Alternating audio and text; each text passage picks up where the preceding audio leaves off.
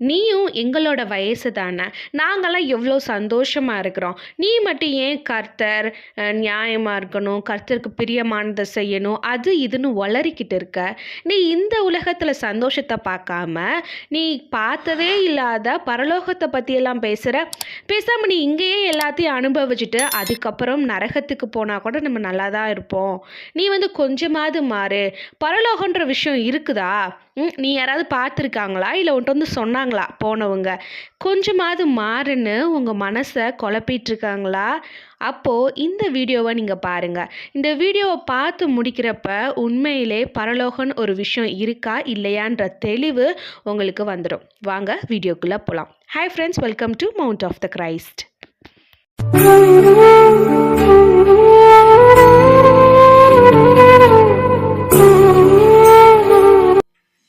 நம்ம இப்போது கடைசி காலத்தில் வாழ்ந்துட்டுருக்கோம். இதை நீங்கள் நம்பினாலும் நம்பாட்டியும் அதான் உண்மை. இந்த டைமில் நம்ம ரொம்ப ஜாக்கிரதையாக இருக்கணும். ஏன்னா பிசாசானவன் நம்மளுக்கு அப்போஸ் பண்ணுற மாதிரி சண்டை போடுற மாதிரி வரமாட்டான்.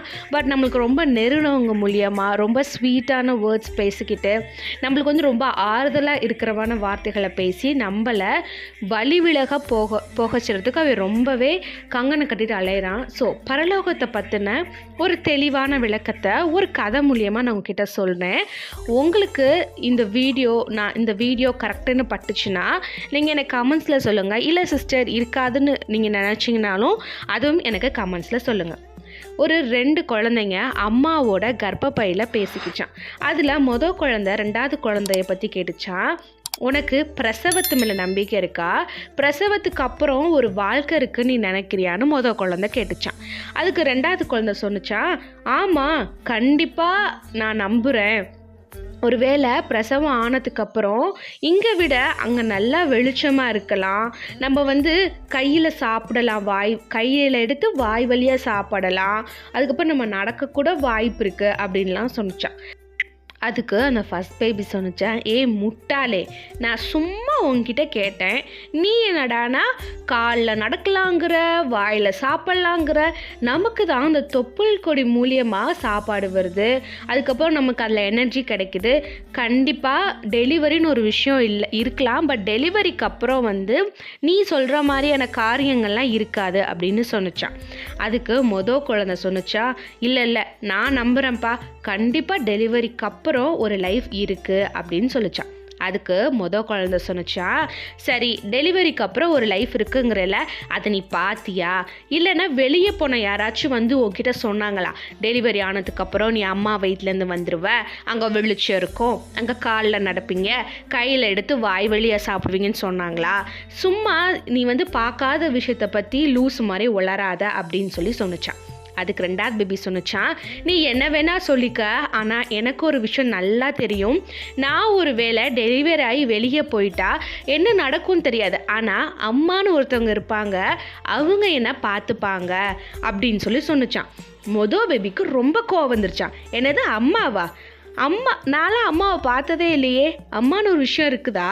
நீ ஏன் எதுக்குமே ப்ரூஃப் இல்லாமையே பேசுகிற?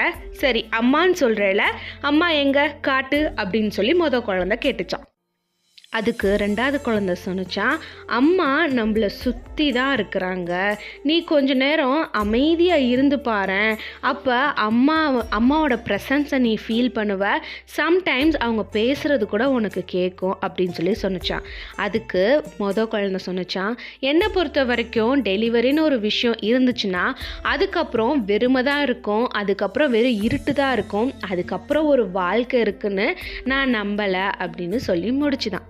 இதே மாதிரி தான் நம்மளுக்கு சில பேர் கேட்பாங்க, ப்ரூஃப் இருக்கா, பரலோகத்துக்கு போயிட்டு யாராச்சும் உங்ககிட்ட சொன்னாங்களா, அந்த மாதிரிலாம் கேட்குறப்ப நம்ம அவங்களோட பேச்சை கேட்டுட்டு நம்ம மனசில் குழப்பிக்க கூடாது, வழி விலகி போகவே கூடாது. நம்ம அந்த 2வது குழந்தை மாதிரி நம்மக்கிட்ட எத்தனை பேர் நம்ம குழப்ப ட்ரை பண்ணாலும் இயேசுவானவர் இருக்கிறாரு, பரலோகம்ன்ற ஒரு விஷயம் இருக்குது, நான் கரெக்டாக இருந்தால் அவர் என்னை கொண்டு போய் என்னோட மறுவாழ்வில் என்னை சந்தோஷமாக வச்சுப்பாருன்ற நிச்சயத்தை மட்டும் நம்ம விட்டுறக்கூடாது. ஓகே, அதுக்கான ப்ரூஃப் என்ன அப்படின்னு கேட்டிங்க அப்படின்னா, நான் உங்ககிட்ட நிறையா தடவை சொல்லியிருக்கேன், ஏசப்பா தான் நம்ம டீச்சர், பைபிள் தான் நமக்கு ப்ரூஃப். பைபிளில் பரலோகத்தை பற்றி பேசியிருக்காங்களா அப்படின்னு நீங்கள் கேட்டிங்கன்னா நிறைய இடத்துல பேசியிருக்காங்க. அதில் ஒரு இடத்த நான் சொல்கிறேன். யோவான் 14வது அதிகாரம் 2 மற்றும் 3 வசனங்களை வாசிக்கலாமா?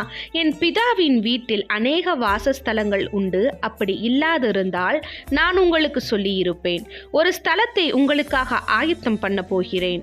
நான் போய் உங்களுக்காக ஸ்தலத்தை ஆயத்தம் பண்ணின பின்பு நான் இருக்கிற இடத்தில் நீங்களும் இருக்கும்படி நான் மறுபடியும் வந்து உங்களை என்னிடத்தில் சேர்த்துக்கொள்வேன் அப்படின்னு ஒரு வசனம் இருக்குது. இது ஏசப்பா தான் சொல்லியிருக்காங்க.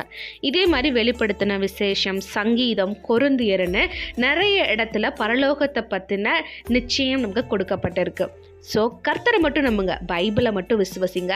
இந்த கடைசி காலத்தில் வழி விலக்கி போகாமல் இருங்க. உங்களுக்கு இந்த வீடியோ பிரயோஜனமாக இருந்தால் லைக் பண்ணுங்கள். யாருக்கு தேவை நீங்கள் நினைக்கிறீங்களோ அவங்க கூட ஷேர் பண்ணுங்கள். பரலோகத்தை பற்றின உங்களோட புரிதலை எனக்கு கமெண்ட்ஸில் சொல்லுங்கள். கர்த்தர் உங்களை ஆசீர்வதிப்பார். ஆமென்.